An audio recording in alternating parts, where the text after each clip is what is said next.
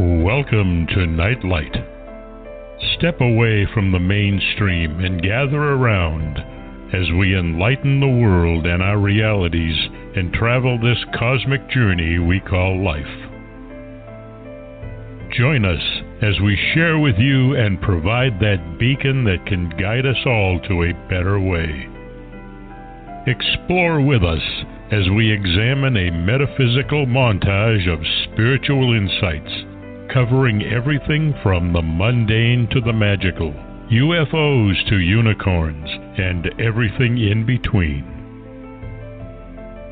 This is a time of awakening, of sharing and evolving, of spreading our wings and soaring on the cosmic breath of creation.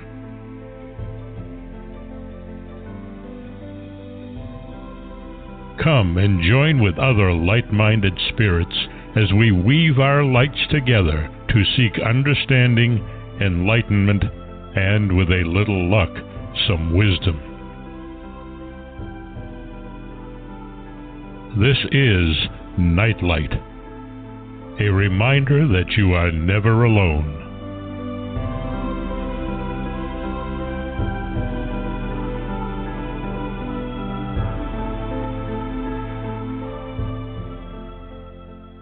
Welcome to Nightlight, everybody. I want to thank Ken Quiethawk for that introduction. You can find him at nativestorytellers.com, and he and his wife are amazing storytellers. And since we're talking about ancient history being passed generation to generation, it's very appropriate to remind you that the first people, the Native Americans, kept their history by telling stories, and it's an amazing experience. Please check his website out. It is quite amazing. And I want to thank Mark Eddy for making magic with Skype tonight and making sure that my guest could come and be here. So, many have searched for the lost treasure of the Knights Templar, most famously at Oak Island. But what if the treasure wasn't lost? What if this treasure, necessary to sanctify the Temple of Solomon and create a new Jerusalem, was moved through the centuries and protected by a sacred lineage of guardians, descendants of Prince Henry Sinclair and the Native American tribes who helped him? Great questions, fascinating questions. And my guest tonight is William F. Mann. He's an officer of the Knights Templar of Canada's Grand Executive Committee, a member of its Grand Council, and serves as the Sovereign Great Priory's Grand Archivist. He's also the author of 3 books, The Knights Templar in the New World, The Templar Meridians, and the book we're going to be talking about especially tonight, Templar Sanctuaries in North America, Sacred Bloodlines and Secret Treasures. I have to admit it's an area that I have been intrigued by for years, fascinated by for even more than years, and recently, because of people like Bill, my whole philosophy and my attitude towards the Knights Templar and what their treasure actually is, has changed dramatically. And I hope that those of you who have a fascination with this area will check out his books, because they are more than enlightening, and it will help people to understand how precious the treasure is that is saved, and how it quite possibly is not at all what any of us have imagined up to this point in time. Welcome to the show, Bill. Thank you, Barbara. I think that introduction was very kind of you. Thank you very much. Well, I meant every word of it. I have found that by having people on the show that have written books that intrigue me and educate me has been probably one of the best educations that anyone could ask for, far beyond what traditional school is. And being a retired school teacher, I think one of the things that really upsets me greatly is that our children are not being taught history. They're being taught, I would agree. What they're being taught is material that has nothing to do with the fabric of what history actually is and was and will be. And when you have something like this journey that you've been on with the Knights Templar, it puts such a richness into time and history. When you look at, what are we leaving behind and how are we leaving it, it pales in comparison to what the Templars left, and we are still finding and peeling back, understanding layer after layer of what it is they were trying to save, what it is they were trying to protect for us, and what it is they were trying to actually give to us centuries later to help us expand our own evolution. It's amazing. No, I would agree, absolutely. Sorry. The first thing that's okay. I think the first thing I want to tap into is the fact that so many of our history books say, well, there were little hunter-gatherer groups of people here when the Pilgrims came, is just so far from the truth. It's unbelievable.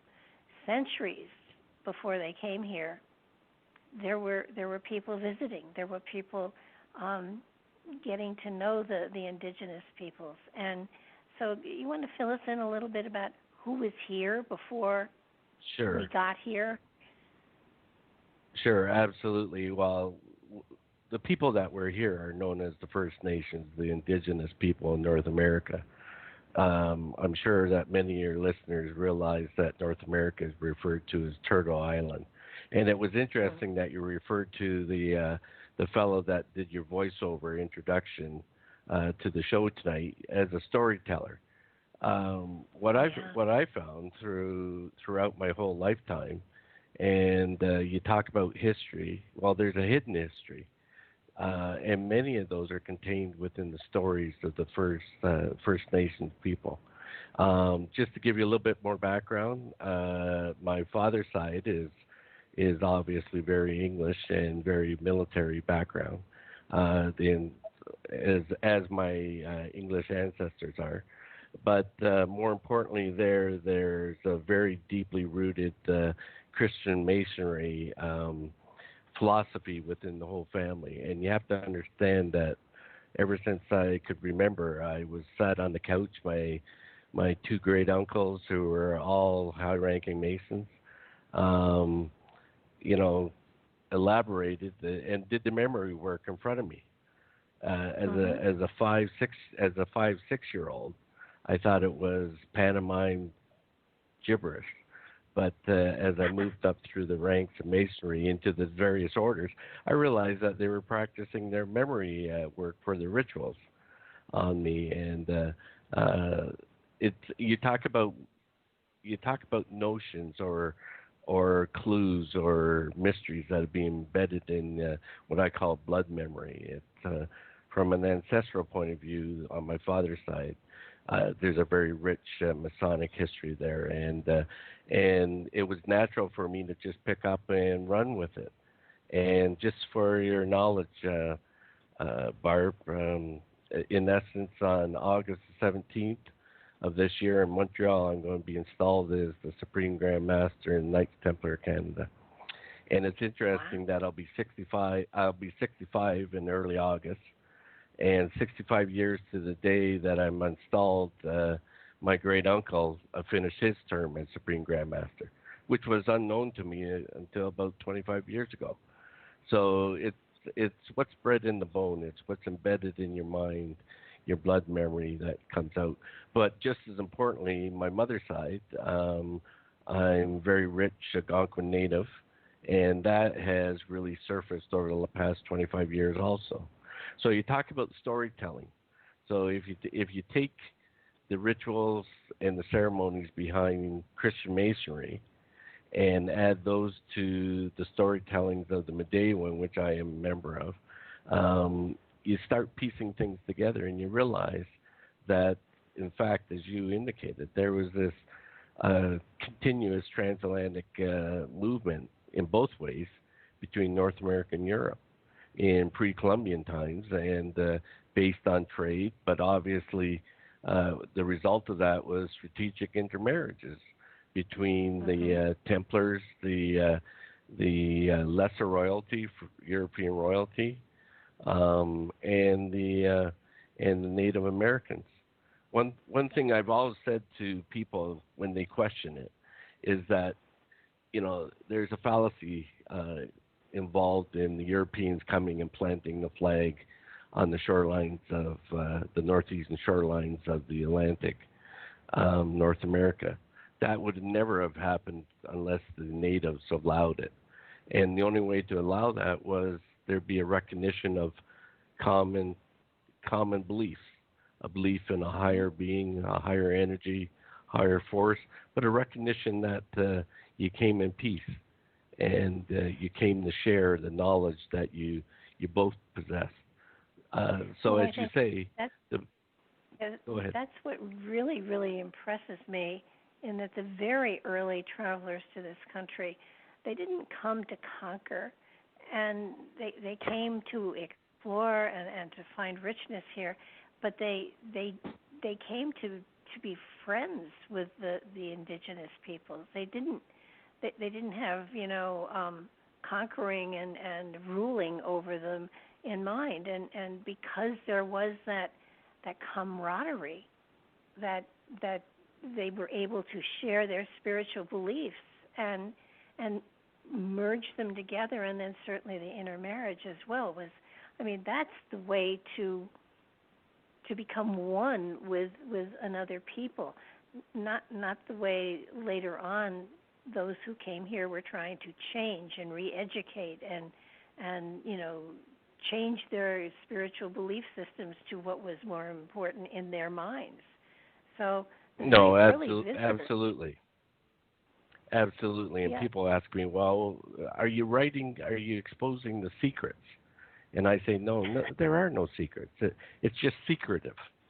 And I try to convince some of the older fellas, you know what, now's the time. And I've spoken to some of the shamans that I relate to, and one lady who's the keeper of the prophecies, and the prophecies say after 400 years of being embedded underground, from a Native American point of view, this has to come out, because there has to be a respect now, or recognized or redeveloped for the Native American, the proud Native American, and the knowledge that they possess. Unfortunately, as you mentioned, ever since the Europeans came, there's almost a genocidal movement to eliminate the Native North Americans across the entire continent. Yeah, it's frightening, actually. Those, when you get up to those years, 1500s, they weren't here to I can't say all, but it feels as though they came in assuming that whoever was here was primitive and had no understanding of an advanced understanding of a creator and all, and they looked upon the indigenous people, the first family of, they looked upon them as so primitive they couldn't possibly understand. And the reality is they had those that were here had a higher spiritual understanding of life and nature than those that were coming in and trying to take over.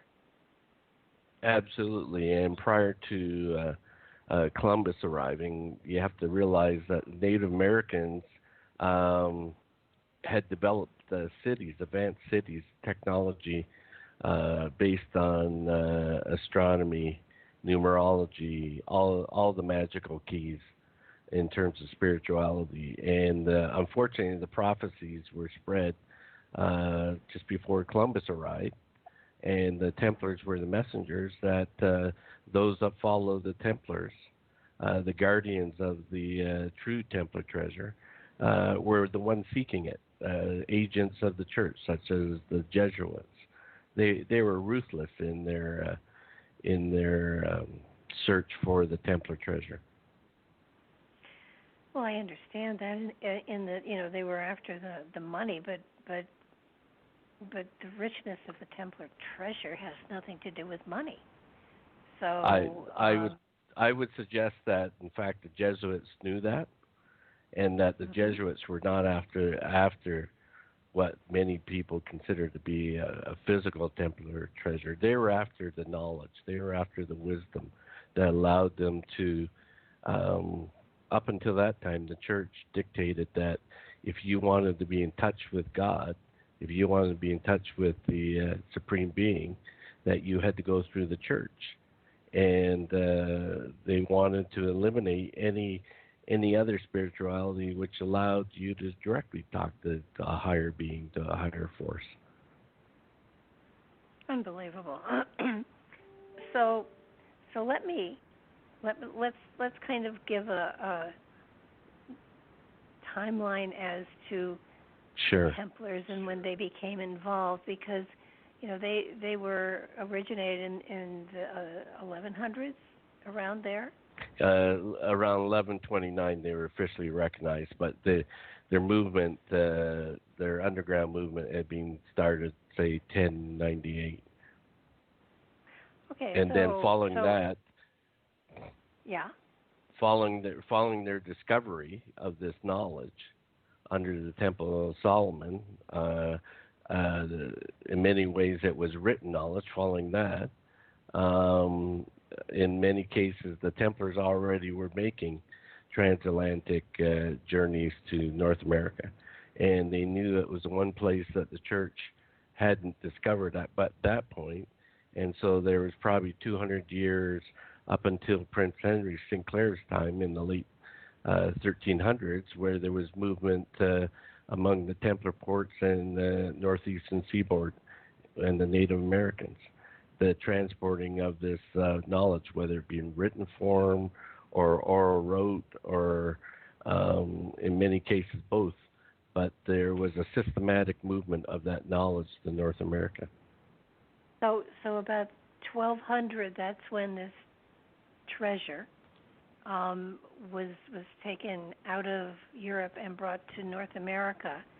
And then as there was further influx of people coming into the country, they moved it systematically to stay ahead of this flood of people coming in.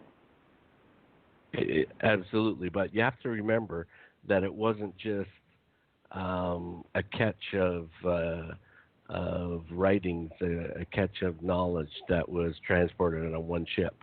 The Templars were much smarter than that. They, over 200 years, they moved pieces of that knowledge that could be reconstructed in North America, just to be on the safe side. That, say, if they were discovered, the church, the French royalty that sought the treasure so badly, they would only get one little snippet, one little piece of what you really needed to do is put the pieces of the puzzle back together to gain that entire knowledge. I think it was actually brilliant how they would marry into an area and create a community, and then at some point part of them would move on to a new area and do the exact same thing. So in many ways they were integrating, weaving themselves into the land itself, and the land itself. The analogy that I use is it's like a chessboard. The Templars were 3 steps ahead of those that sought the knowledge, that tried to discover the various settlements, the very refuge or sanctuaries that they established in North America. And it's brilliant that they absorbed themselves into the Native American culture.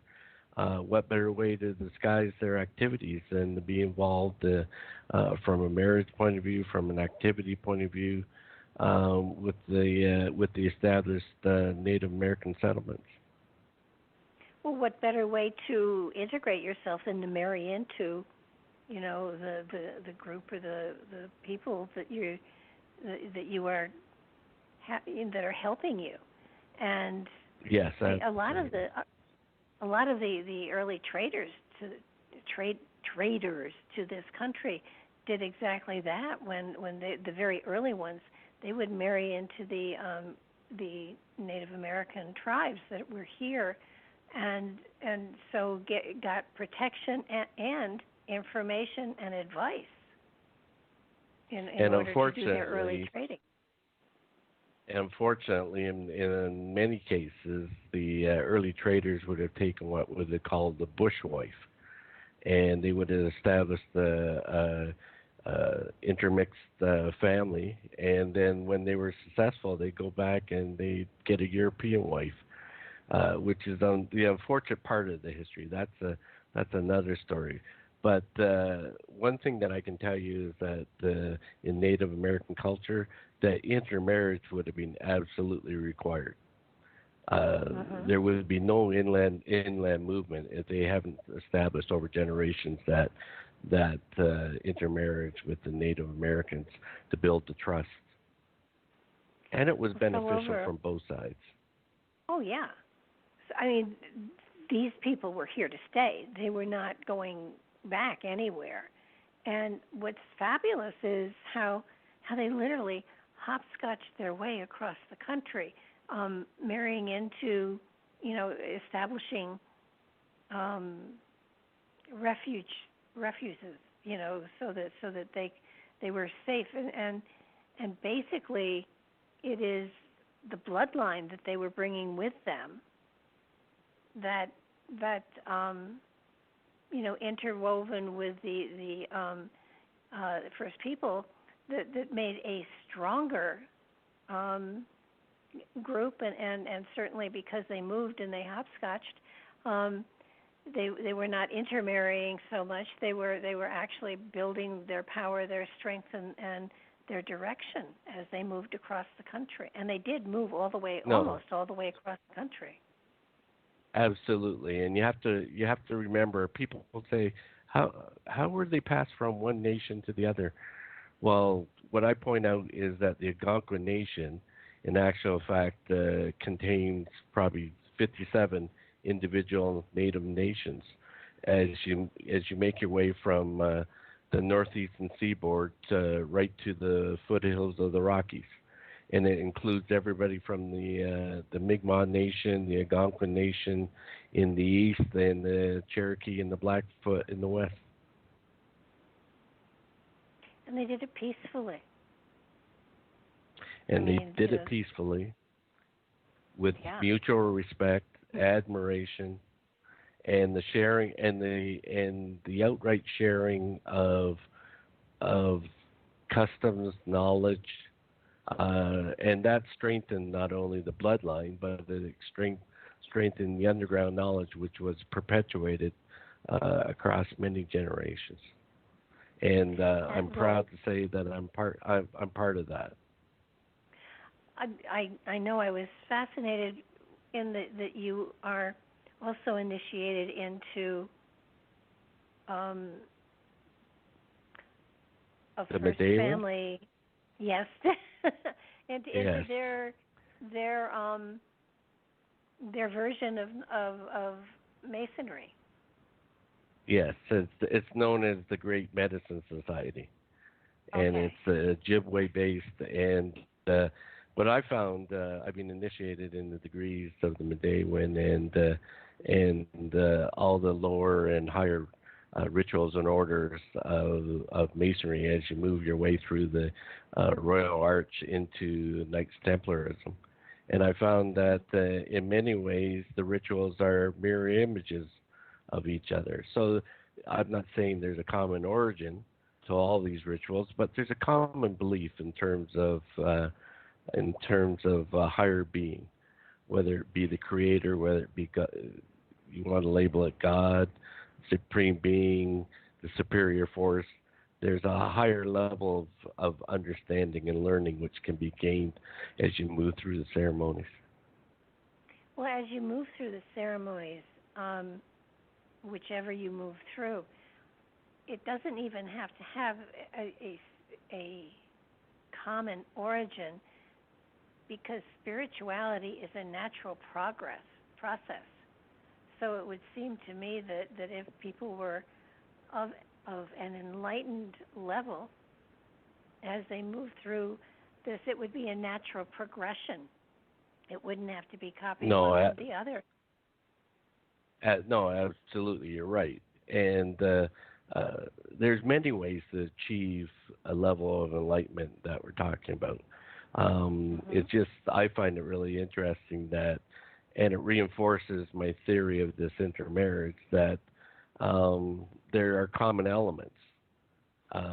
In any language that you present them, there's common elements behind the rituals. And one of the most common element is one of rebirth.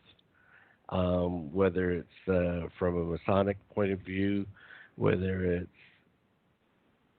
a death aided by your brothers in terms of a reawakening, a rising, a rebirth, or whether it's through ceremonies of the sweat lodge, where the sweat lodge represents the female womb, and you reemerge or are reborn following certain ceremonies within the sweat lodge.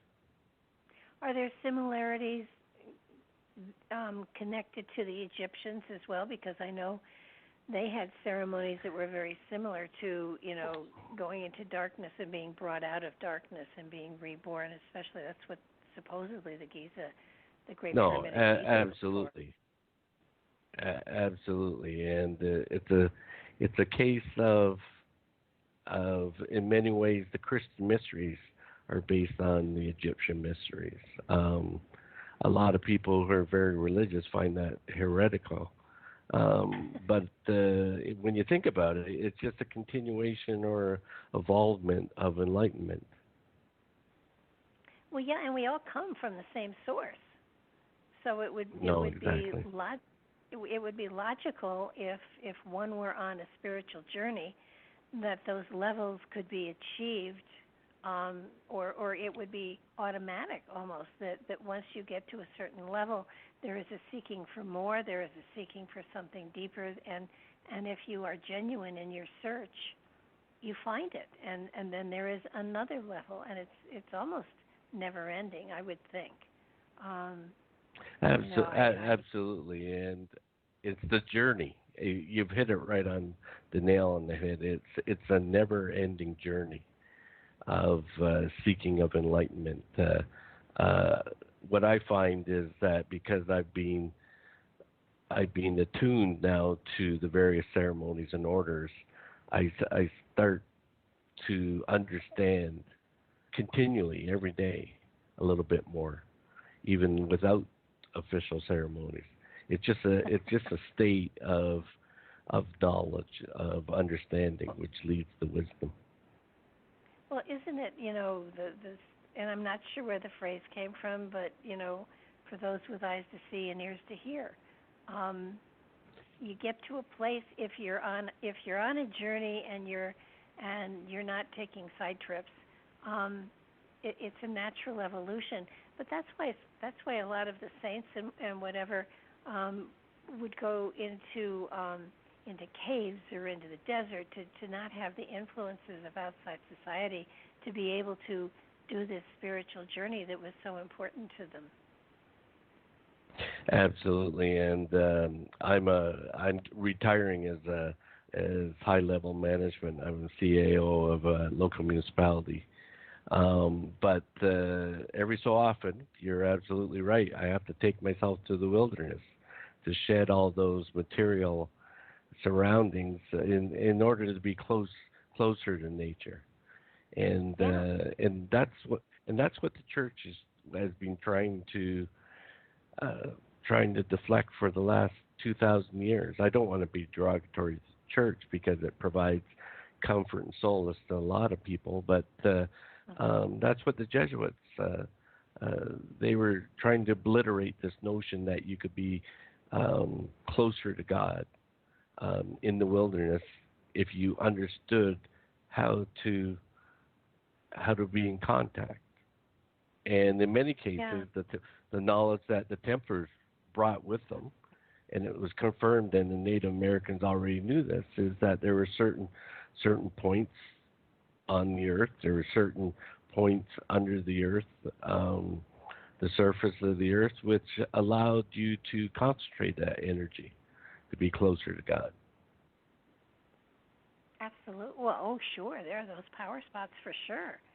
And Sure. it is amazing to, again, when you understand history, when you understand what went on, and you understand the process of the spiritual development and the ascension process, you begin to realize that today, we, for the most part, people are held down and held back and not given the opportunity to make that growth jump. And that's a very sad thing. It is, and I'm saddened by it too. And I would say that politics is a prime example where I just can't understand where the honesty, integrity, mutual respect, admiration has just gone out the window. I don't know this populist movement of politics. I really can't understand. But let's not talk politics. No, let's not go there. That's a whole other show, and I try to avoid politics if I can. So these families had created these communities in certain places. Absolutely. And so when Prince Henry came over to this country, was he looking for something or was he bringing something? Both. He knew exactly where he was to go because of prior knowledge, because of prior recordings of voyages, but he was also bringing something with him. He was bringing, let's say he was bringing another piece of that treasure, which had moved out of France to Scotland.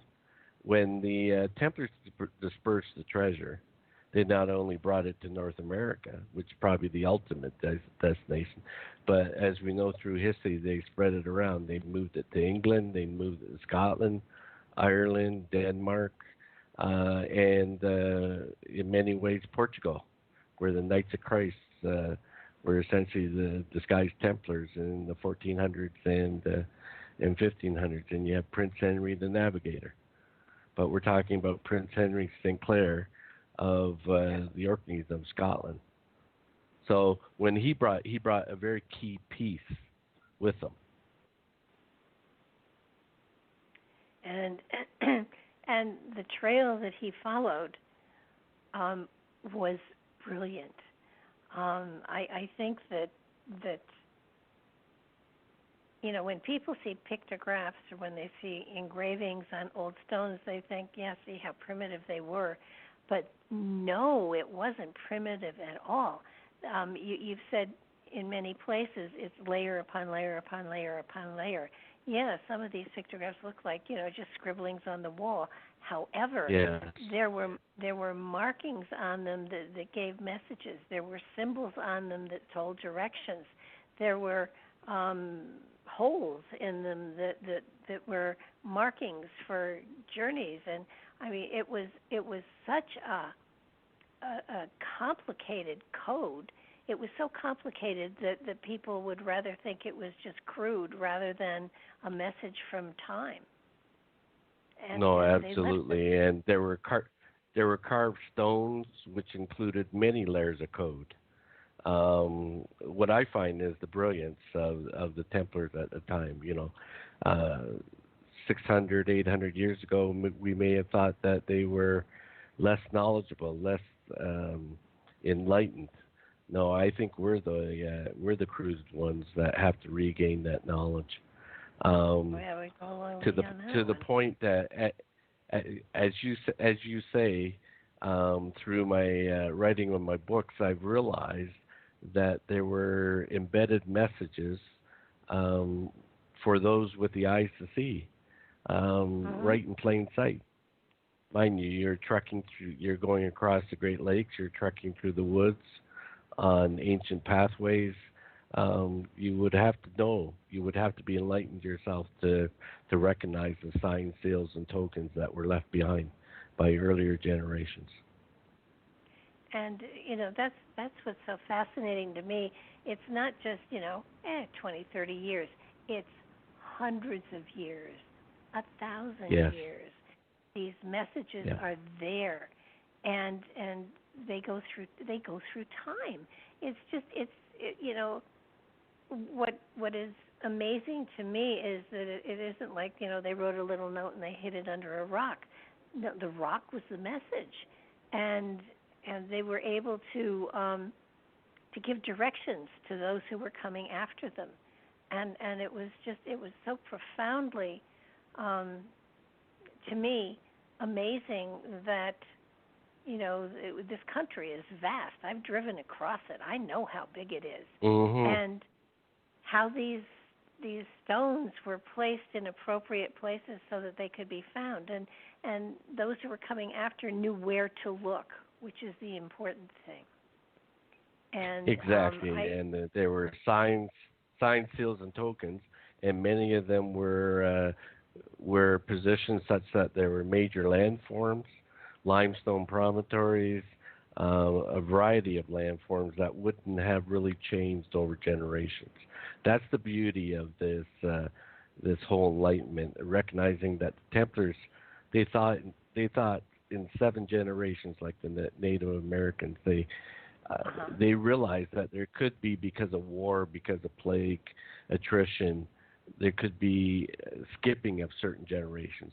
But the knowledge, the hidden knowledge, was continued to the point where those that discover or rediscovered the signs, think of the elation and the enlightenment that as you move across North America, realizing that people of your own kind were there generations before.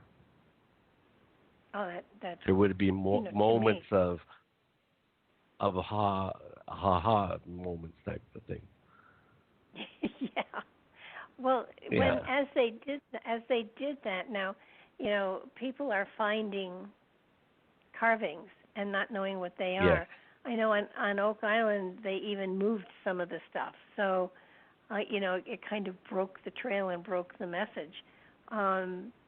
It just, to me, it seems phenomenal how, as they crossed the country, that was wilderness at the time. There were no highways. Yes. There were no trails. No, the highways were the rivers and the lakes. And they were able to, and how even, what I found fascinating was that a lot of the early explorers were Masons as well, so that they sort of knew what to look for in order to go further than someone else had gone. And they were trained in recognizing those signs. Wow. They knew absolutely where the signs were to be located from a meridian, a longitudinal meridian spot. But until they discovered the actual signs, as you say, North America is a big place. You could miss something, not only by a mile, but 100 miles. Well, yeah, but if they were using the lake, the rivers especially, there were usually markings at the places where rivers came together and stuff like that. Did it ever happen, I wonder, if as they were following this trail, that where a community once was, the community was no longer there? In many cases, that was exactly the case. But in other cases, there was continuation of Native American settlements. Further generations would have known the signs, the secrets to give to those in the settlement, and there'd be an instant recognition that your blood relatives. So you were embraced and you were welcome into the community, the Native Americans. Now, unfortunately, certain people like the Jesuits realized this, and they were privy to just snippets of this hidden knowledge to the point that they could probably, I would hate to say fake it, but they could give the signs and seals, the initial ones, that would allow them the movement into those communities. Yes, but as you go up the different levels, don't those signs change? Absolutely, it's many layered, and the Native Americans would have very quickly realized that their visitors weren't of the proper levels, weren't of the proper knowledge, and just the mannerisms and the way they confronted the Native Americans would have given them a hint in terms of who they were. Wow. Or weren't. Well, so Prince Henry followed all of these markers to, and I won't tell where it is quite yet, but to a resting place, so to speak. Yes. So yes, and go ahead. No, you have to remember that he was also being led by the natives. There were certain tribes. There's stories. You talk about stories. There's certain stories of the Mi'kmaq tribes that disappeared along with Prince Henry as he made his way to the west. So there would have been guides, and they would have been passed on from one nation to another nation. There would have been an immense celebration at any of the native settlements because it's a return of the blood brothers. Wow.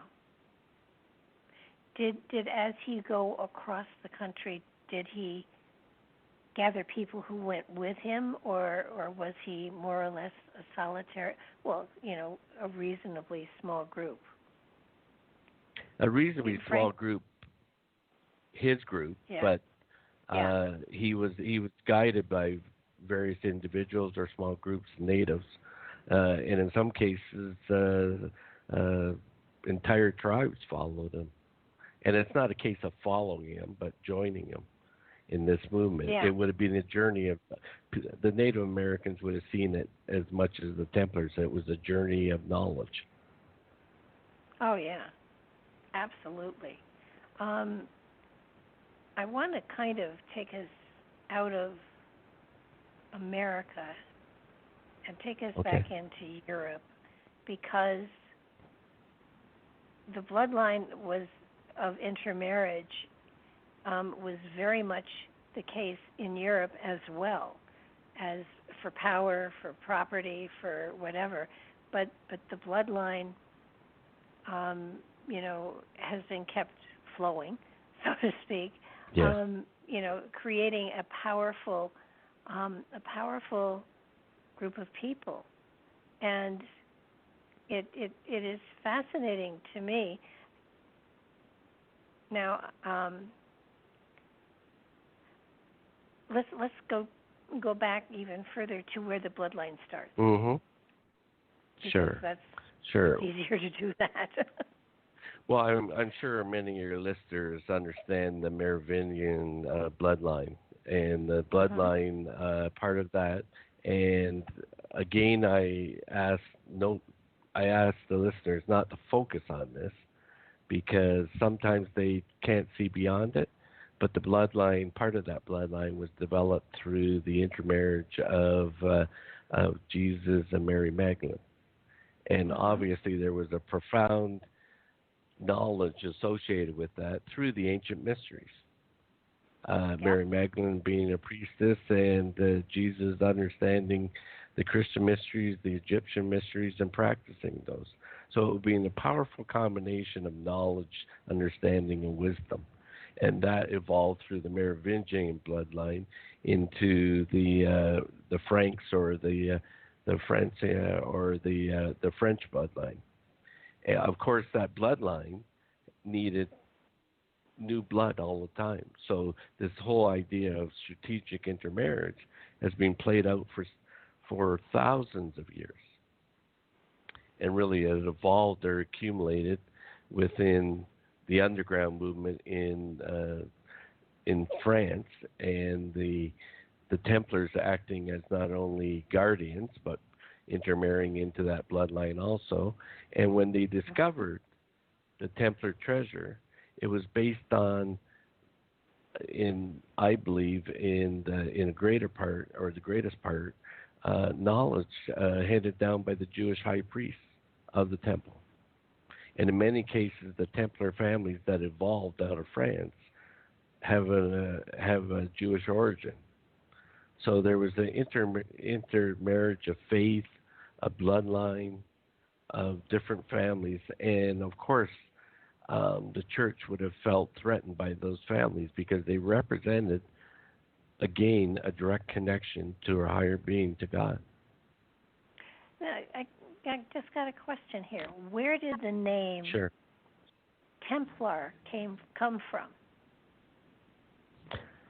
Well, the Templars, that's French. They were known originally as the poor soldiers of the Temple of Solomon. Yeah. So it was in reference to the Temple of Solomon.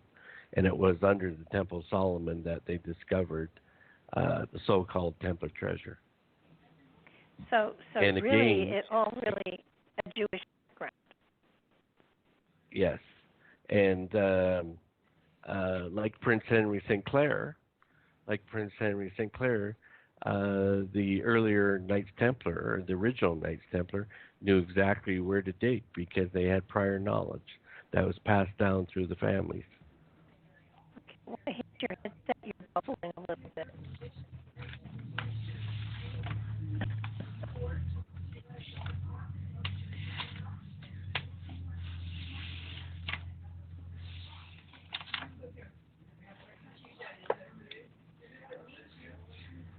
I hear somebody in the background. Is there somebody in the background, or? No, you're just bubbling. I mean, I can hear you and understand you, but you're bubbling like you're underwater. But, And the same with you. Wow. Now that's interesting. We'll blame That's it on the internet. Then. Yeah. When we get to the good stuff, then things start to go skewed. So let's just keep going, and hopefully they'll understand us, because this is fascinating to me. So, Yeah.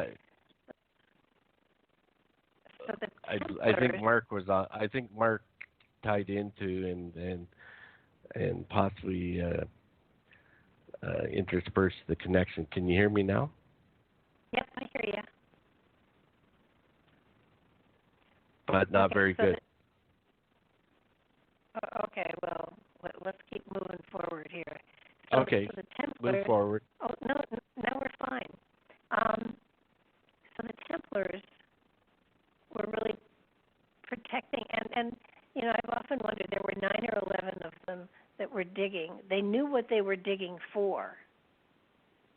Yes. When they were digging. And did they, and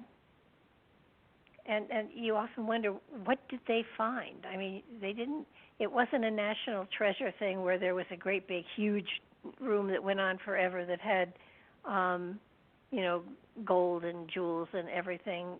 What did they really find when they dug?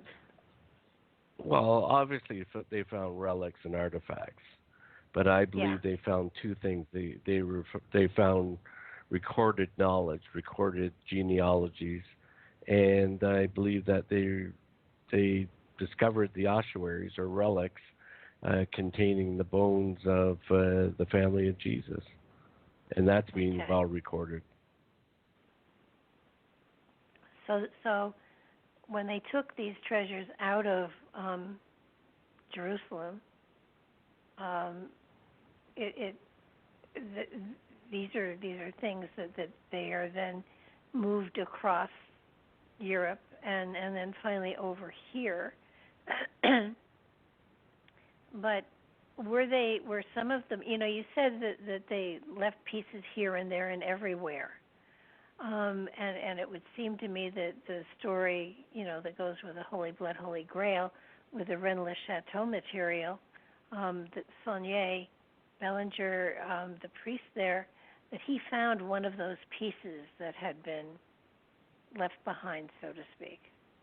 Yes, sure. And the notion is, as I indicate in my books, Oak Island was a temporary depository for a piece of the treasure. The analogy that I use, you wouldn't put all your eggs in one basket. You would make sure that everything was interspersed in case you were tracked down, certain parties were tracked down. But it was also a reinforcement or gathering of that support. In essence, remember, churches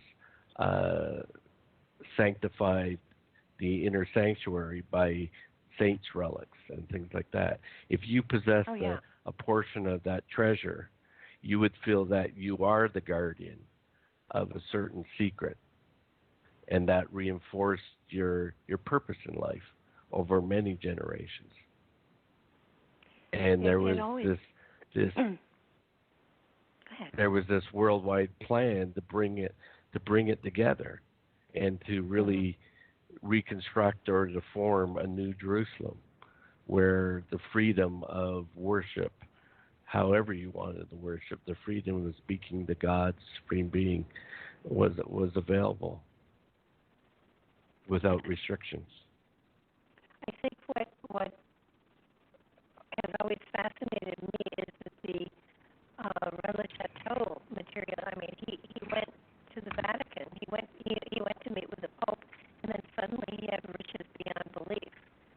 And I always thought he was blackmailing the Catholic Church because he did die. I'm sure he was. Now, he may have discovered, instead of physical treasure, he may have discovered a little bit of the knowledge, the ancient secret knowledge associated with this. And he may have put it together enough pieces that just telling the story would have caused the church to feel as though he had discovered enough of it that he was a danger to the church. Okay, that makes sense. Yep.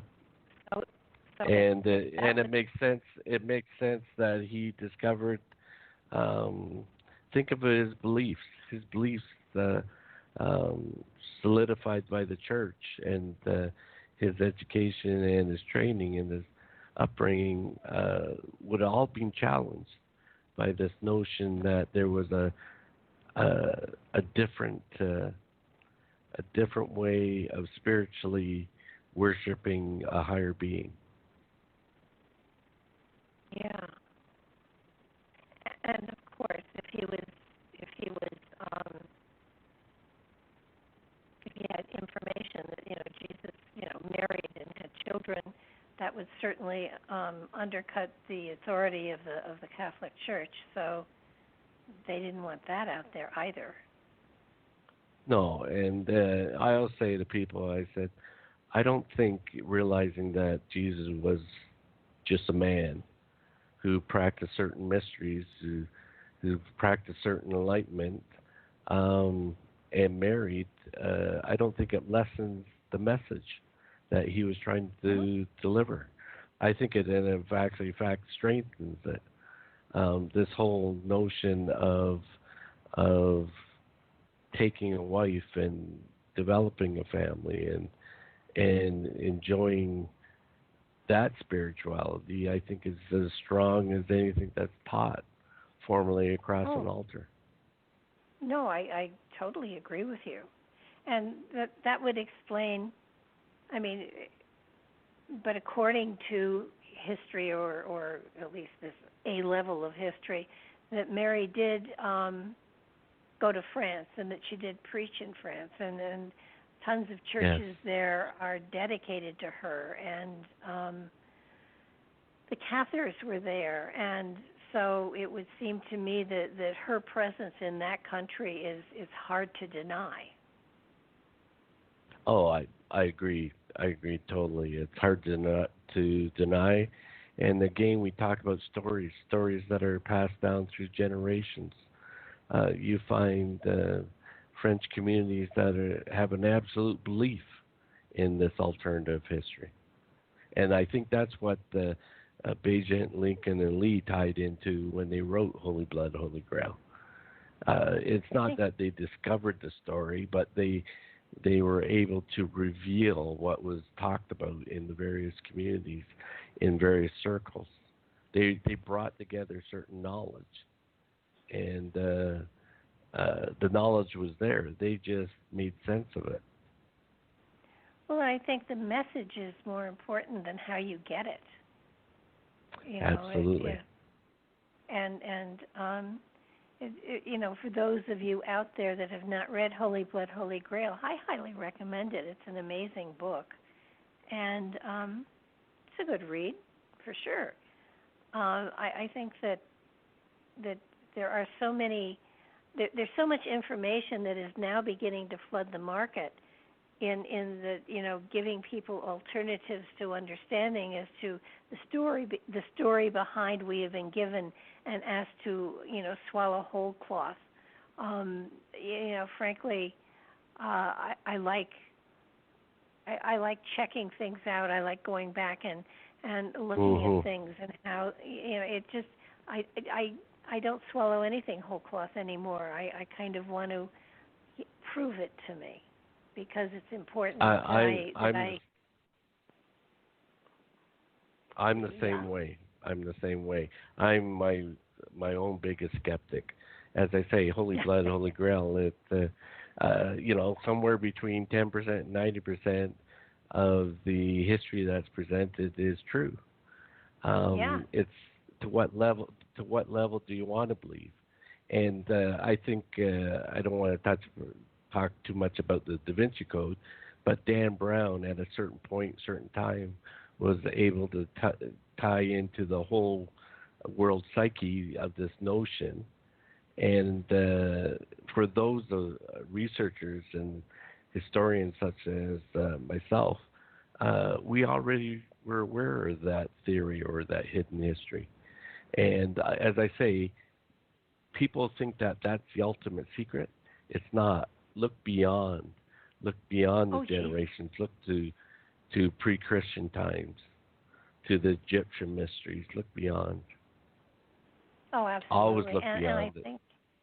I think that it's kind of like you keep digging, and the things that you find are so amazing, and they enhance your own understanding of the spirit that you carry within, and so it's an exciting adventure. It truly is, and it really is. And as I say, after a while, you start realizing that the signs are right in front of you.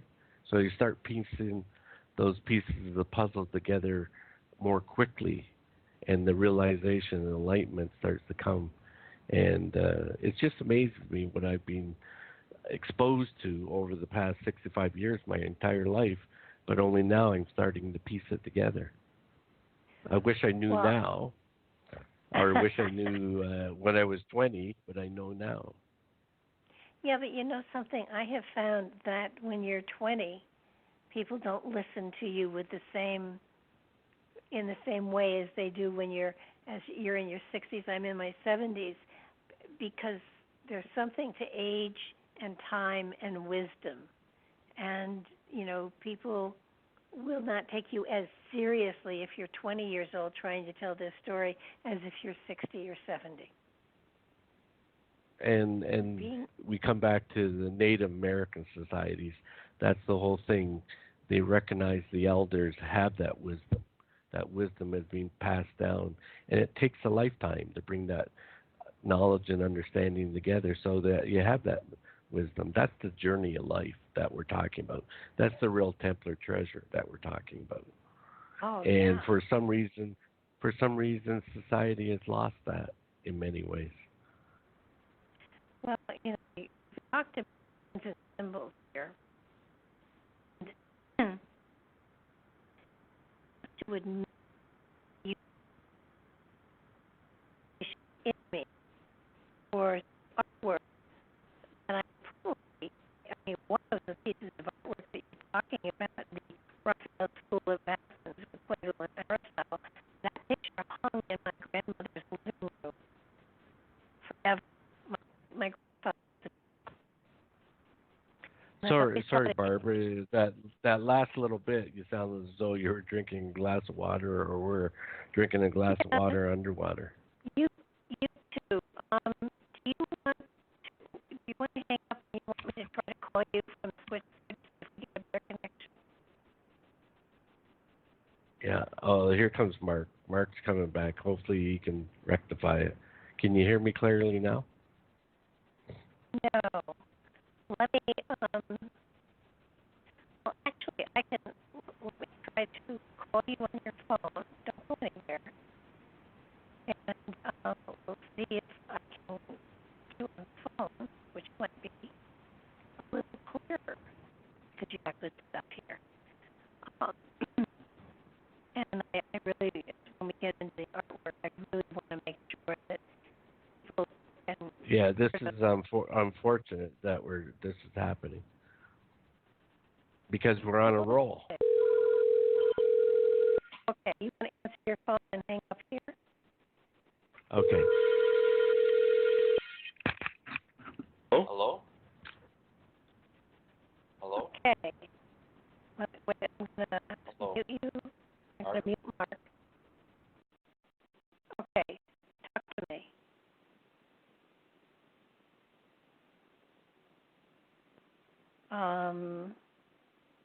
Bill, do you hear me? Huh. I seem to have you, but I don't have you. Okay, we'll go back this way. Okay, can you hear me on the phone? I can hear you on the Skype now. Okay.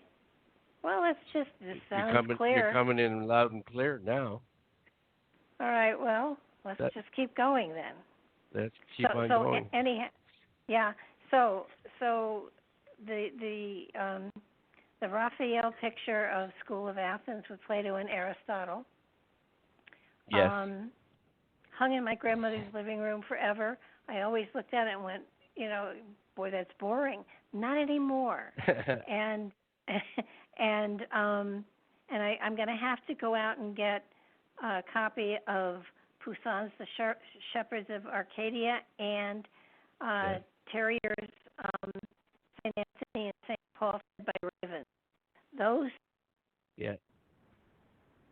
those three paintings are probably the most important paintings that you could, if you wanted to delve into this hidden history more. Yeah. So let's listen to that because, yes, we have carved symbols that are scattered across the country. But we have stuff in Europe as well that tells the story too.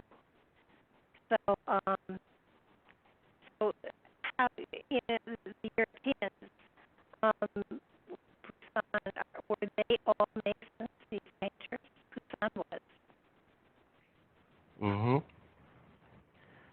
No, absolutely. And what the amazing thing about those paintings is, again, generationally,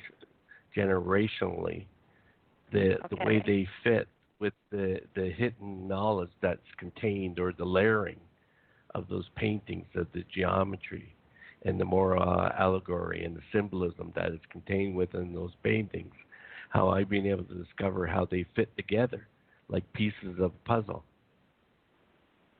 Well, Poussin especially. I mean, I love he did two versions of the Shepherds of Arcadia.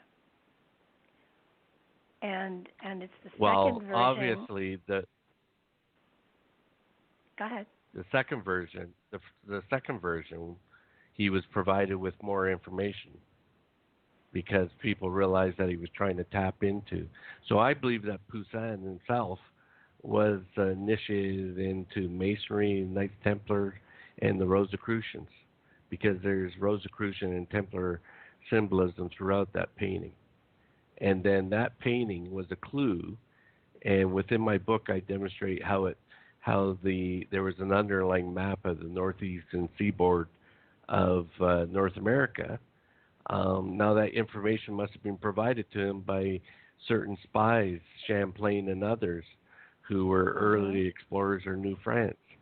And then the amazing thing is that 10 years, some 20 years later, was able to take his painting of the northeastern seaboard and fit it into a larger map based upon the exploration all the way to the Mississippi and up the Missouri. So that to me is fascinating ancient knowledge itself, how artists have been able to understand, and we refer to it as the art of being able to include many layers of knowledge and symbolism within what apparently would be apparent to the church as one level of painting that they would find acceptable and actually encourage. When they look at the Shepard of Arcadia, they see the transfiguration of Christ. Yeah. And that's all they see. Ah. But what it speaks to is the movement of those artifacts, relics, and secret knowledge represented by the tomb of Christ to North America. It's really, I have dabbled with artwork myself, and when I think of the thought that had to go in to the different layers of creating the juxtaposition of the different people and what they were going to represent and what colors and what symbols and what body positions you were going to create. I mean, it becomes almost a mathematical equation of the artist to put the message in there and then make it a picture so nobody sees it except those with eyes to see. Yes, and interesting enough, my great uncle used to, right from the time that I can remember, give me mathematical puzzles to solve, give me physical puzzles to solve. He was always challenging me to think beyond, to think on a different level, even when I was 5. Wow. I was always fascinated by the things that he tried to introduce me to. Well, it's the St. Anthony and St. Paul fed by ravens. I mean, to me, that one was just, it blows your mind. I mean, even the rocks and things behind them are symbolic as to what they are representing. And the story that it tells is so amazing, and you outline it so beautifully in your book. I mean, the book is, thank you. Just you have to go back and reread it, and then you have to, blow the picture up on your computer so you can see the different things that they are talking about. And with Raphael's School of Athens, I mean, there was the manuscript for the Timaeus was there. Timaeus, is that the right way to pronounce it? Yeah. Which of course, is where we get the Atlantis material from. Yeah. But it's all about time and space, and that movement through time and space, and it's all about astronomy and mathematics, and that common layering of origin. There's the natives, along with the Templars, believed that there was order in mathematics, and that mathematics could be applied to nature. Oh, absolutely. I mean, when the fitting the square in the circle, you want to talk a little about that? That I thought was fascinating as well. Well, the interesting enough, Euclid developed this theoretical theory that you could define through mathematics this area of a circle in relation to the area of a square being the same. But he was never able to really develop a mathematical formula because pi, as we know, is infinite, 3.14 ... And so you were able to define a finite equation. And again, there's moral allegory and knowledge associated with that theory, that knowledge, enlightenment is infinite.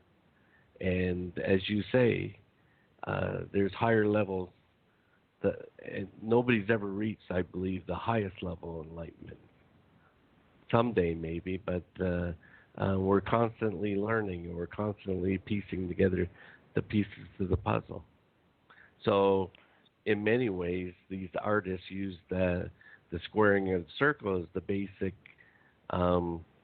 application of sacred geometry to many of their paintings. And in fact, it can be applied to the surveying of Oak Island. There's a number of applications that you can use for the squaring of the circle on many different levels, on many different scales. I mean, I remember back to the theorems that, we had to memorize when we were in high school. And it was funny. I had trouble memorizing them, but if I could close my eyes and see it happening, I had the steps appropriately. So it's sometimes, it's. I mean, not always. There isn't always something there, but every artist, I do believe, puts a part of themselves in every painting they do, or drawing, or lithograph, or whatever. And these three artists especially were giving messages through time. And again, it's another one of these, I'm going to put this in here, and 1,000 years from now, somebody who has the eyes to see it will recognize what it is I'm saying. No, absolutely. And as you say, the calculus, the geometry that we learn in high school and university now would have been considered sacred 2,000, 10,000 years ago. The application of that on so many levels. The high Renaissance artists that we're talking about, the Teniers and Poussin, they recognized that. And as you say, it was messages for the future, for those with the enlightenment or level of understanding to see those signs, symbols, and tokens, the message contained within the various levels of paintings. And that to me is the fascinating thing. Now, was it Richelieu that was giving Teniers the material, or was it Poussin? In all of my in all my research, it was Cardinal Richelieu, who was like a double agent. He not only served the King of France, but in many of his self-portraits, of his paintings of himself, there are little signs, symbols, and tokens which suggest that he was a member of the Templars and the Rosicrucians. And here was supposedly the highest man of God within the Kingdom of France. What a position he was in to be working with the Enlightenment, at the same time working with a form of religion that he didn't totally agree to, and keep a balance too. Exactly, and to me, there's no other better description than pure genius. Now, sometimes you had the evil genius because Richelieu would have the absolute power over many things, and sometimes power corrupts the mind and the body, but in many ways he had the ability. Think about it. He had the ability to bring together the information that was flowing back through to the French royalty from New France through Champlain. Mm-hmm. A lot of people don't realize. My wife and I were just in Quebec City just a while ago. If you go to Chateau Frontenac and look up into the one of the original gates of the old city, there's a stone that commemorates the Champlain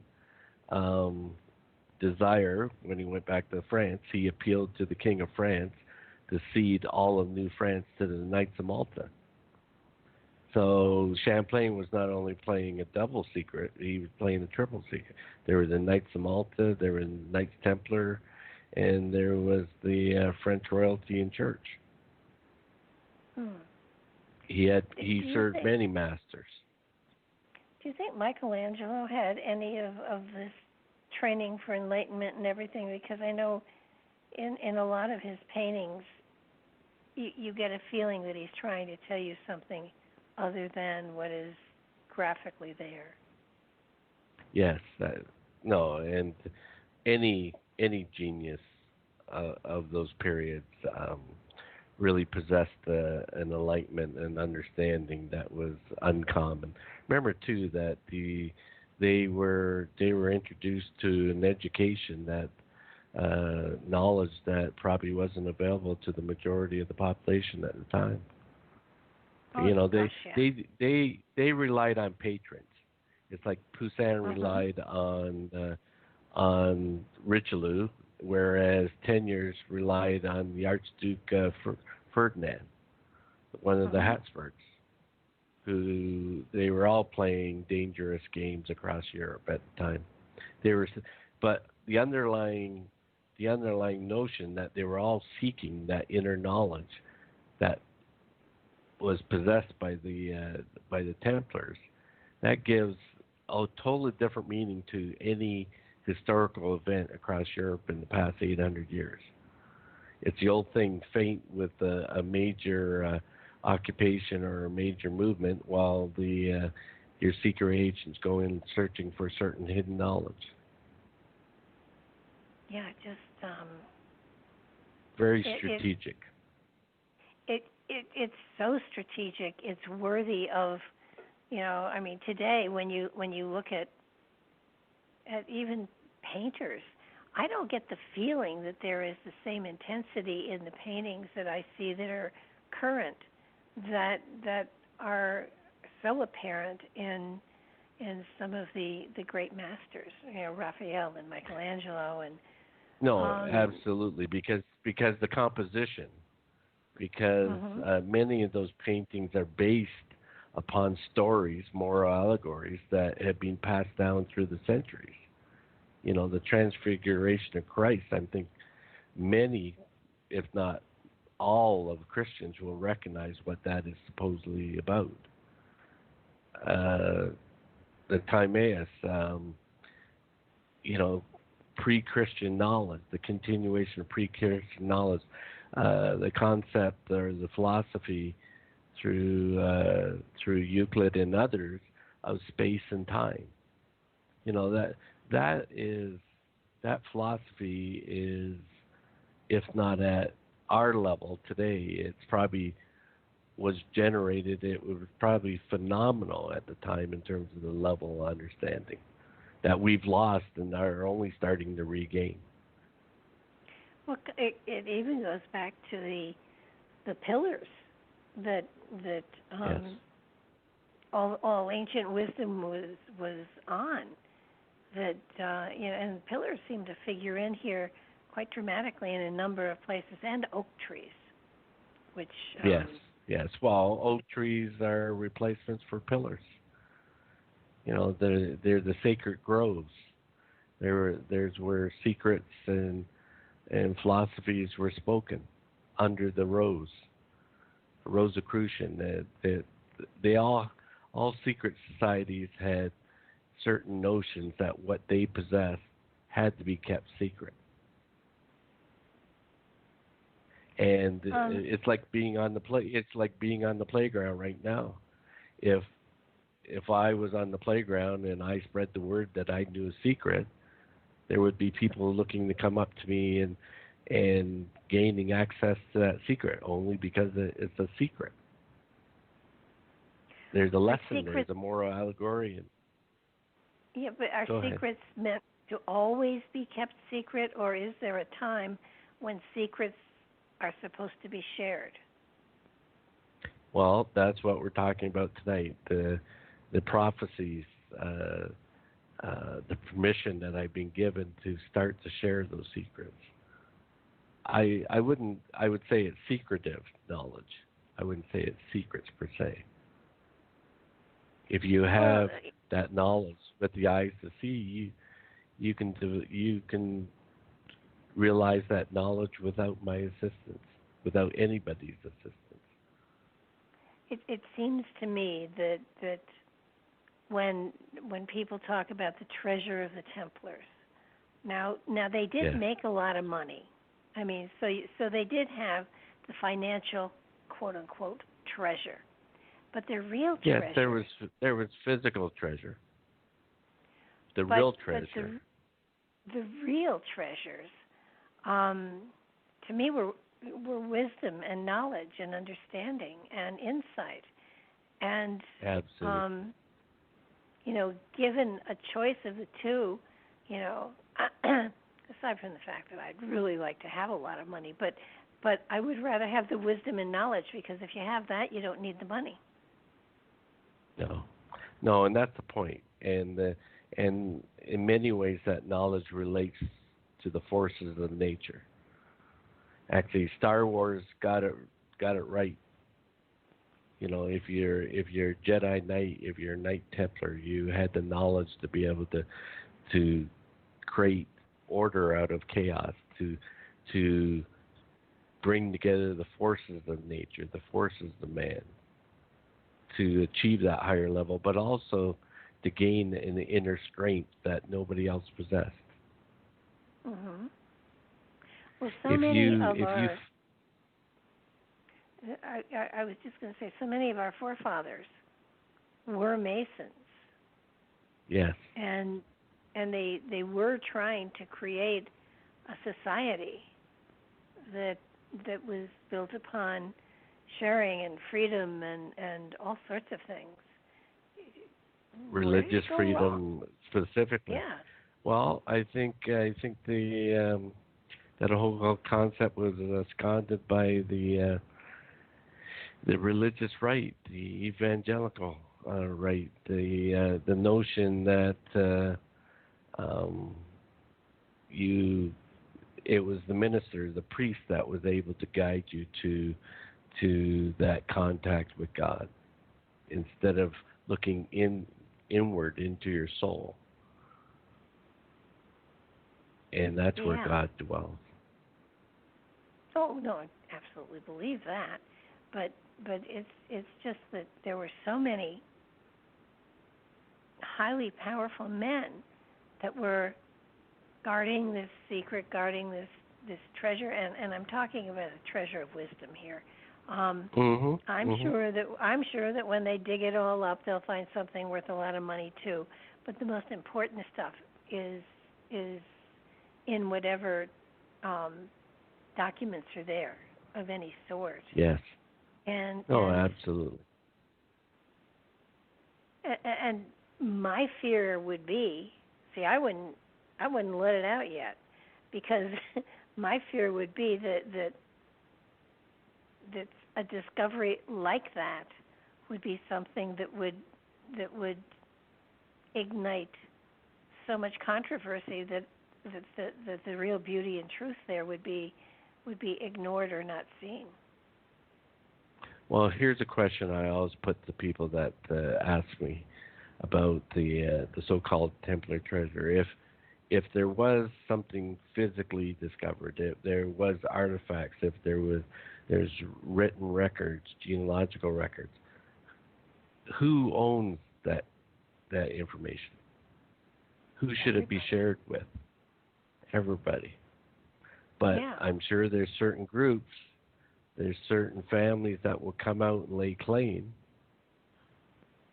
to the so-called treasure, to the point that it will be buried once again. You know, those in power would be afraid that they would lose the power. Well, yeah, they probably would, but only because everybody would be equal and have the same power.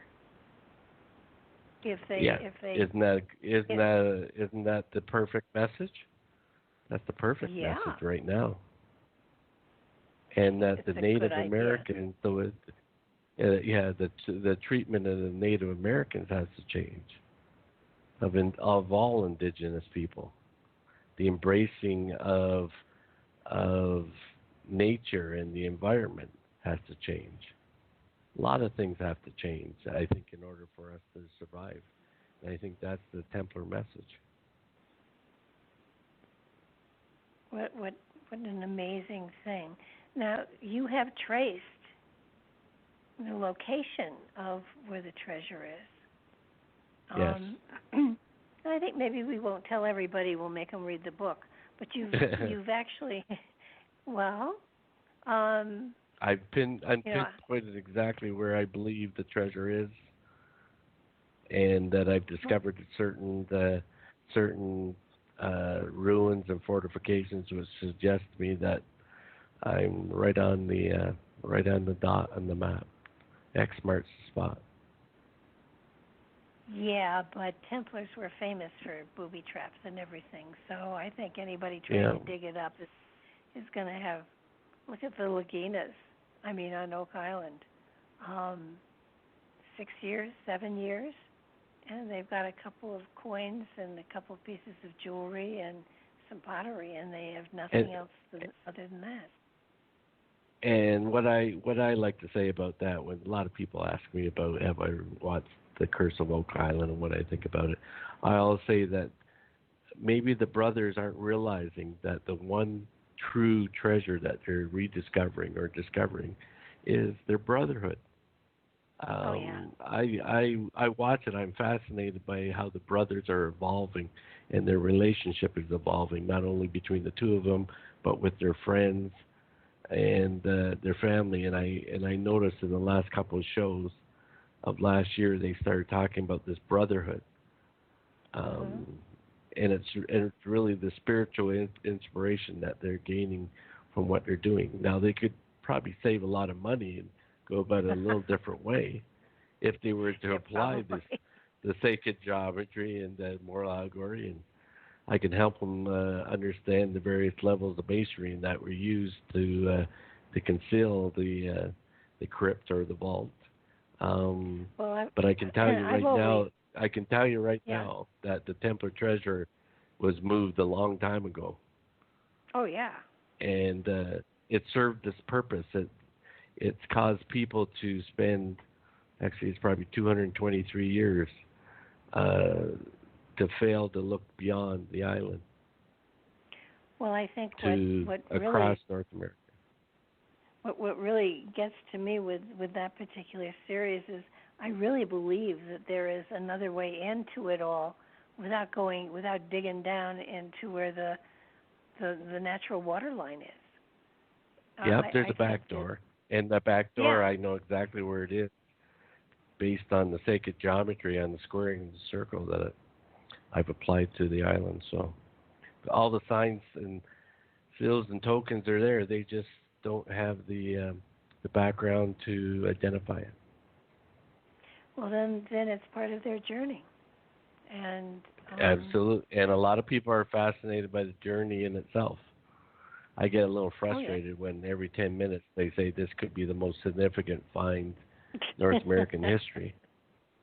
But to their credit, they are definitely following up on history, and they have an archaeologist working with them, and you know they really are. I mean, they're trying, and I think that's amazing that their journey is so public, because lots of times our journeys are very private journeys, and we don't get the opportunity to share our aha moments. And sometimes an aha moment for me is a ho-hum moment for somebody else. But, it is an exciting thing to work with enlightenment, to work with understanding your spirit, to understand, how we are supposed to be living our lives as opposed to how we've been told, so that it's exciting. And it is, and that's what makes the reality series so fascinating. I know half the people want to see them actually discover something of significance, and half of them, wanted them to continue not to discover anything. But what they're discovering or what they're unveiling is a hidden history. Now, I could probably help them write that hidden history very quickly, but I think that's really another important piece of the puzzle, so to speak, that they are really carefully trying to understand what is going on there. And they have actually not told anybody that they were flipping crazy.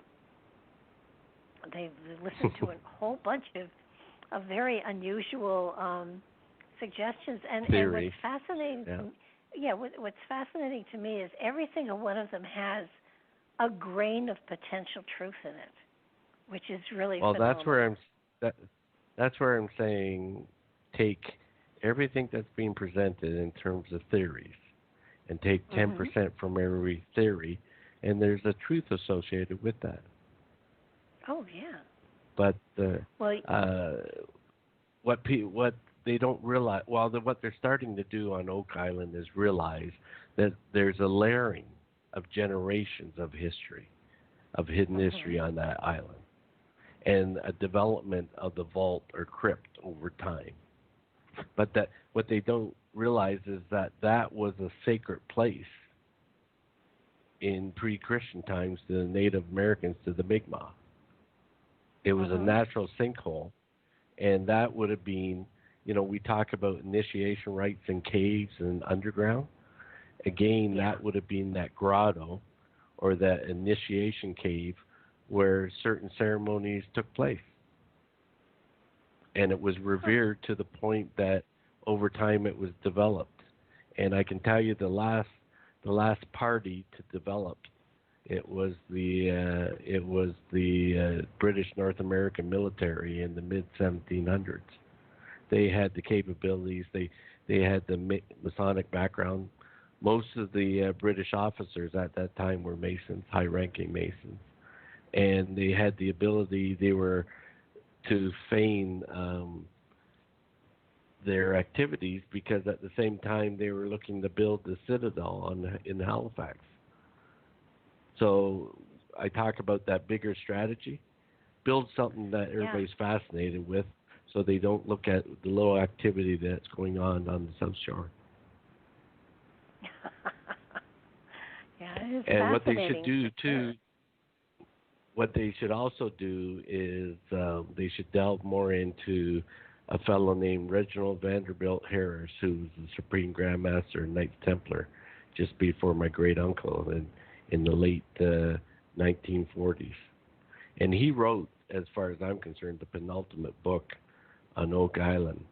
And even in the writing of the book, there are certain hidden layers of knowledge that people who read the book think it's an enjoyable book, but they don't realize the underlying knowledge and understanding that's contained within it.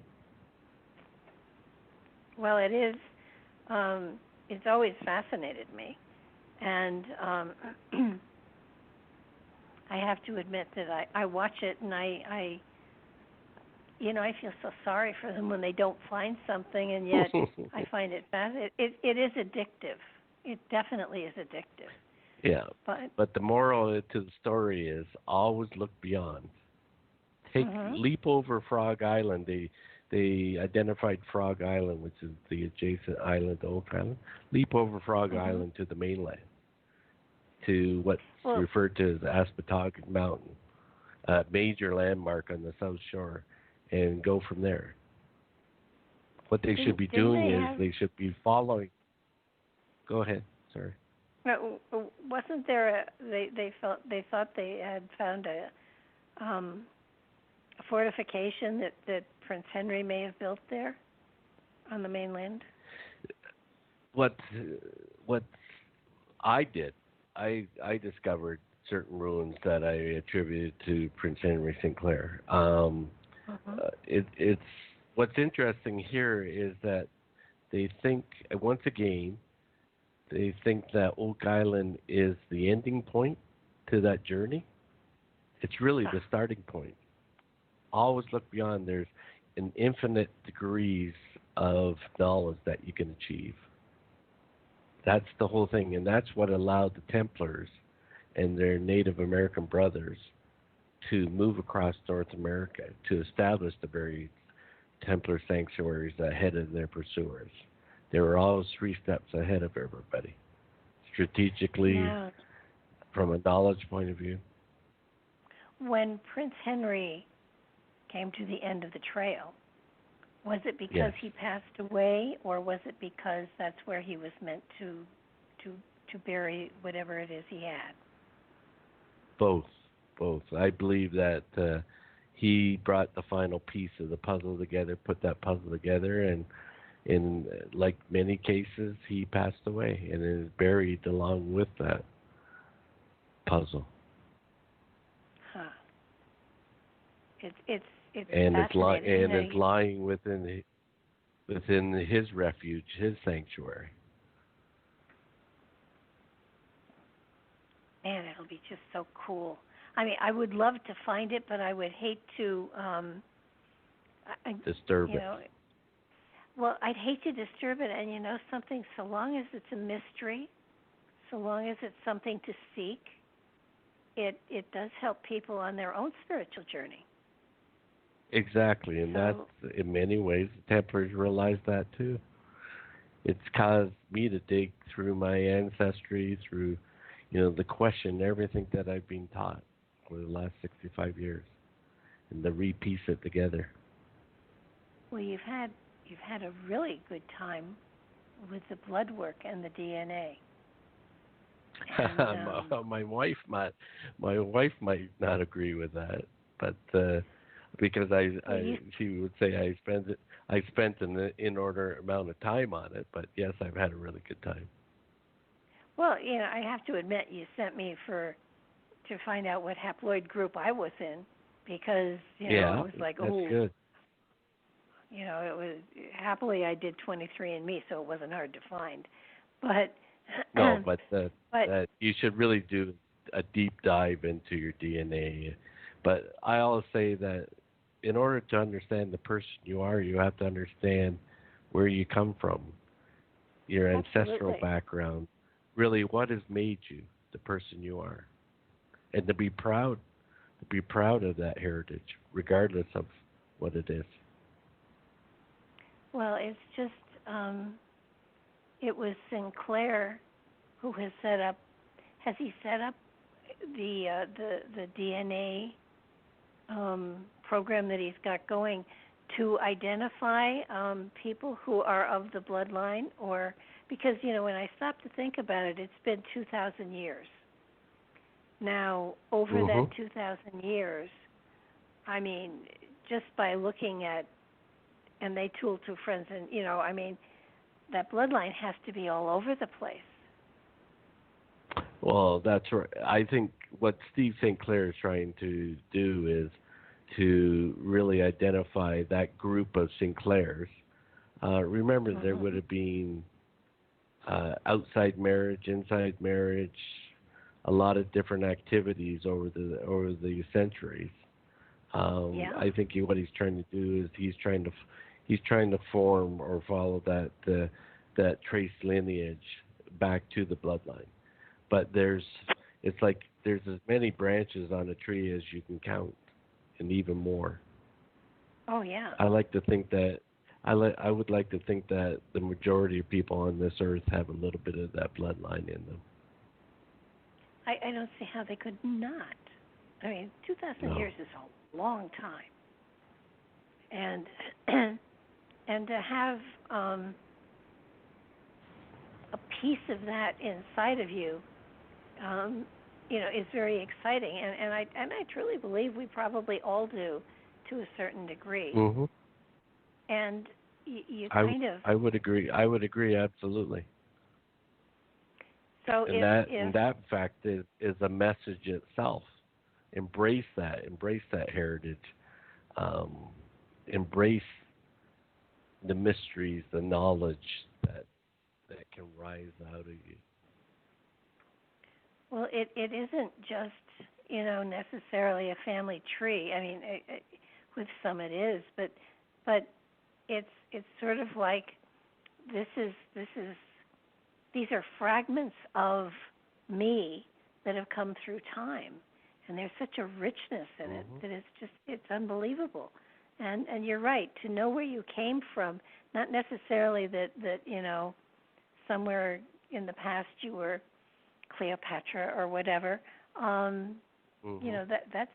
That's never really been of interest to me. But what parts of the country, what cultures have I been a part of, and can I delve into those a little bit more and understand how they have affected where I am right now, and how they will affect where I go in the future. And use it to your benefit, not for your monetary benefit, but for your emotional and spiritual benefit. That feel comfortable within your skin. Feel comfortable as to who you are. That's in part as strong as any message. Has Sinclair found clusters of people around the world that have a greater percentage of the bloodline? I wouldn't say that he's found clusters, but I would think that we could refer to it as more direct lineage than indirect. So I think that's what actually Steve's done a great job in terms of what he's delving into. Now, is this through the mother or the father? Or both? Actually, it's both sides. He's doing a deep dive. But as I say, generations ago, the Scottish laird may have, on a Saturday night, gone out to the out behind the barn and things like that. So in terms of direct lineage, that's one thing. In terms of, there's many Sinclairs out there that attribute the name to the lineage, but aren't part of that lineage. DNA is an interesting thing. Now, it brings us back to this whole notion of what would possibly be the greatest threat to the church. Well, if you possess the bones or relics of Christ and Mary Magdalene and could prove that that there was a generational intermarriage and that Christ didn't rise from the dead, that would confront the church's tenets in many ways. Well, his spirit did. It's just that his body didn't. Yes. Well, in many cases, the church central tenet is that his body rose from the dead. Yeah, that would definitely put a wrench in their works. Sure. Yeah, that would cause some real self-doubt. And I admire people with absolute faith in the church and the church teachings. I'm just not one of those. I'm continually questioning what is, and as you are, what is being taught to us formally. I think there has to be a rewriting of history in some ways. Oh, not in some ways, in all ways. I mean, if you look at what is being taught in schools today, it would horrify you. And kids are being made to learn it by rote, to spit it back, and to live by it, and it just is horrible. But I have found that I'd like to say every day, but at least every week, there's something that I learn that enhances my philosophy, and quite often, and I always tell people, this is my philosophy today, but check with me tomorrow, it may have changed. Because, the more you learn, the more you grow, the more you know. And that's you though, but there's a lot of people out there that believe that what you're taught is absolute, and they don't want to hear anything else, and they don't want to grow. Well, which is unfortunate, because there's a totally different world out there to those that open up their mind to it, and in my case, it's been immensely gratifying, and it's caused me to write. I never thought I would be an author, a best-selling author, but it's caused me to write books that have been my release, because it's allowed me to piece together those puzzles. In many ways, many times I have so many things flying around my head that that it's good to get some of it out of there and piece it together. Well, it is, and what I love is it's a puzzle that most probably you're not going to have all the pieces to for quite a while. No. There's always something more. There's always another layer, and It's like the analogy that I use is you're at the cottage and you're putting together a 500-piece puzzle, And when you go to the fridge for a drink, the wind comes and blows 3 pieces underneath the couch that you never can find. Yeah, I've had animals that ate the last piece, and I would get to the end of it, and it would be like, all right, who ate it? Because it's not here. But you know, but what's really exciting is if you do complete a puzzle, what most people don't understand is you get another one immediately. It's not like I can sit back and rest on my laurels. It's okay. What is the next puzzle? What is the next challenge? What is the next level I'm going to look to more greatly understand who I am, where I am, and what my purpose is? Because you never have it all. If you have it all, there's no point. And that's the thing. I know a lot of people on this journey, they think, I've discovered the absolute end. No, you just discovered the beginning of another level journey. But that's the most fascinating thing. I'm like yourself. Every day I get up and I discover something different. And I relate something different to something. And I'm just amazed at how all the pieces come together. And the whole thing is, too,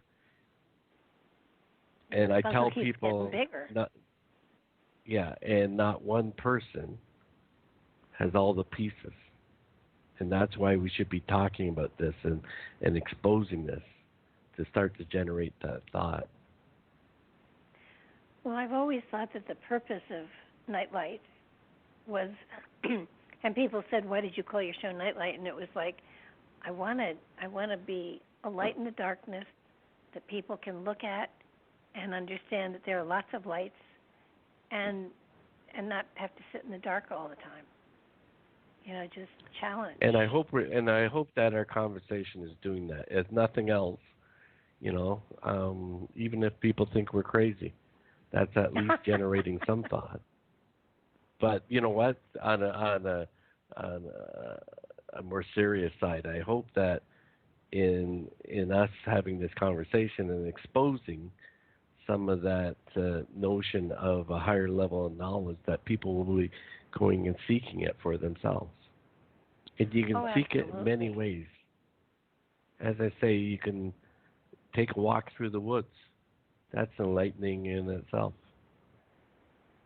Well, I think your book gives people hints of directions to look in and things to look at, because I don't think I'll ever look at artwork in the same way again.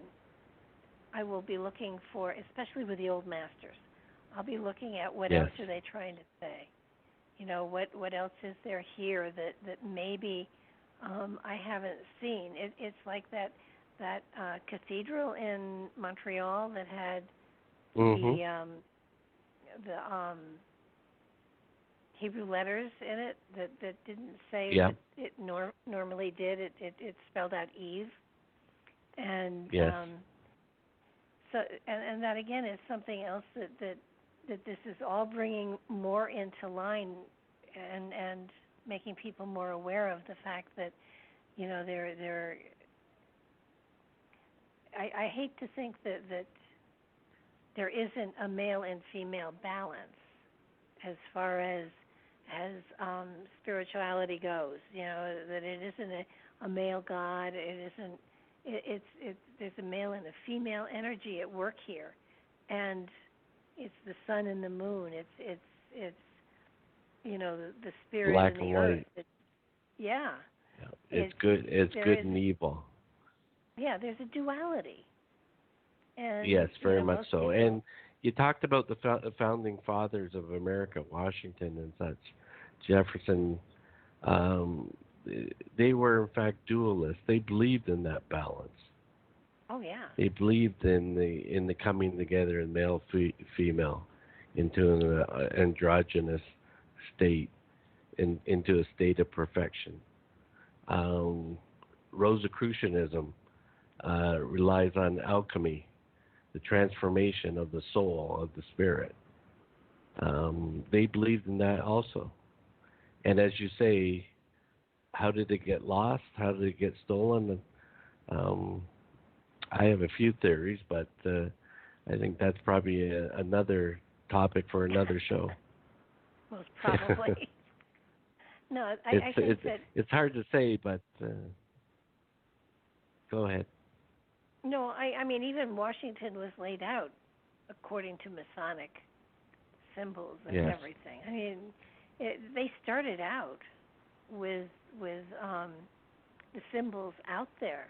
I mean, just the layout of the streets, the Washington Monument. They were pulling on the goddess in many different ways, and it's just that people, they see it, but they don't see it.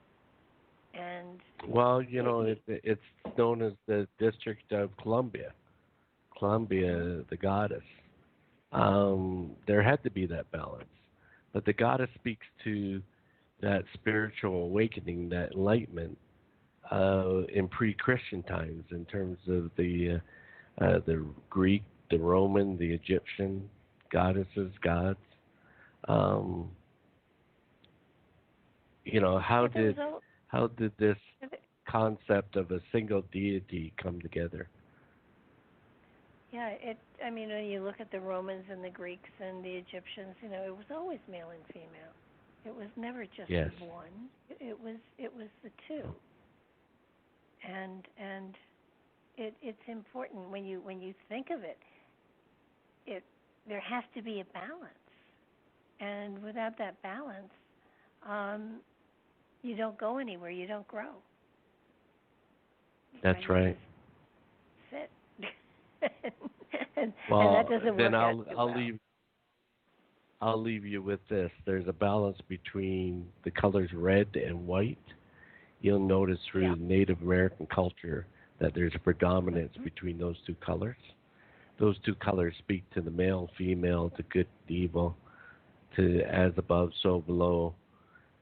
All of that is attributable to those two colors. And those are the colors of the Templars. Yeah, and we didn't even get into Columbus and the information. He was connected to the Sinclairs as well, I believe. Yes, through the Drummond family, yeah. And the belief is that he was provided or he was given certain information as to whether it was information which allowed him to discover Central America or put those who followed them off the trail. Well, yeah, that's what I was going to say. Was he intentionally trying to drag attention away from North America? I would say so. He did a good job about it. Oh, yeah. Yeah, he never set foot in America. Yeah. And a lot of people don't realize in Native American cultures, there was no North America versus South America versus Middle America. The shamans traveled. That was their purpose in life. They traveled throughout the Americas and exchanged knowledge and traded, exchanged materials, medicinal materials,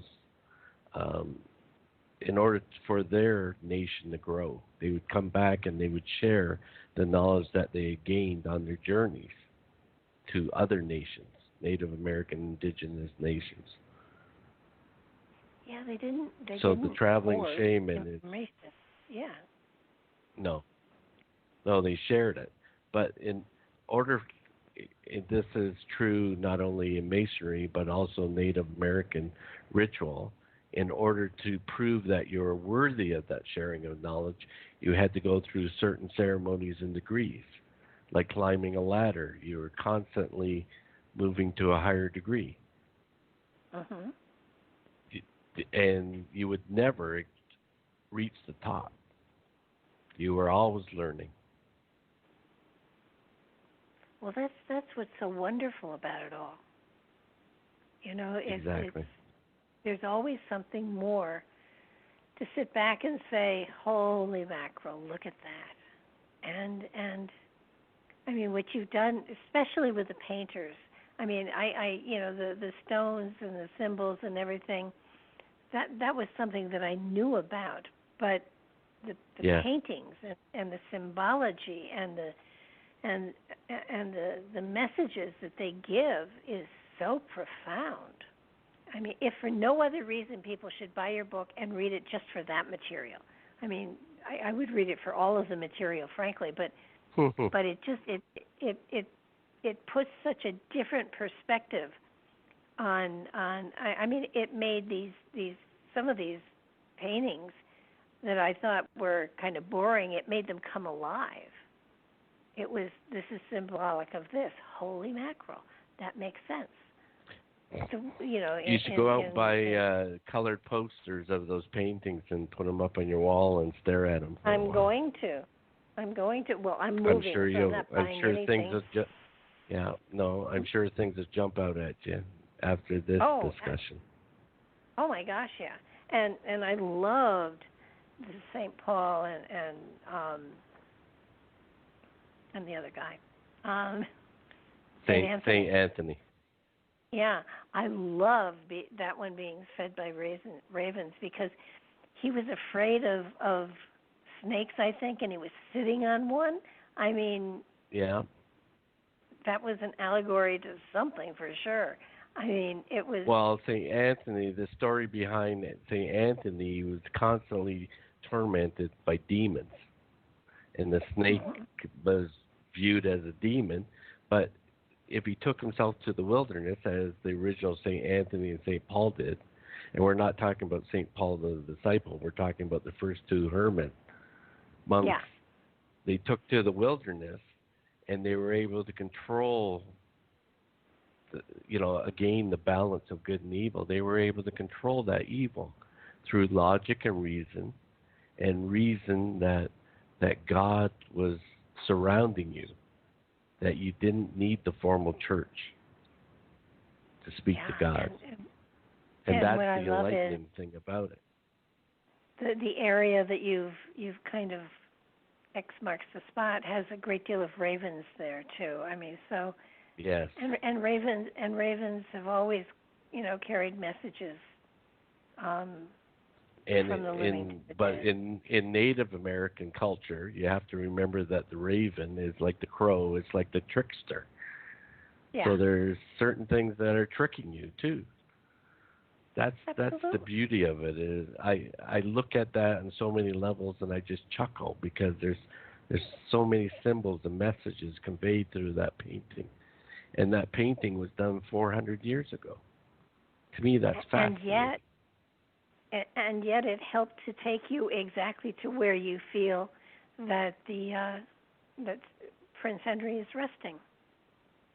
Yes, the final refuge of the Knights Templar. Yeah. Which I think is a beautiful story in itself. Oh, absolutely.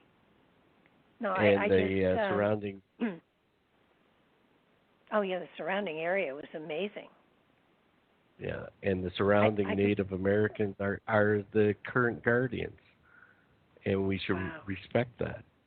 We should look at the indigenous people in a totally different light, and you start to understand why they were. History tells us that they were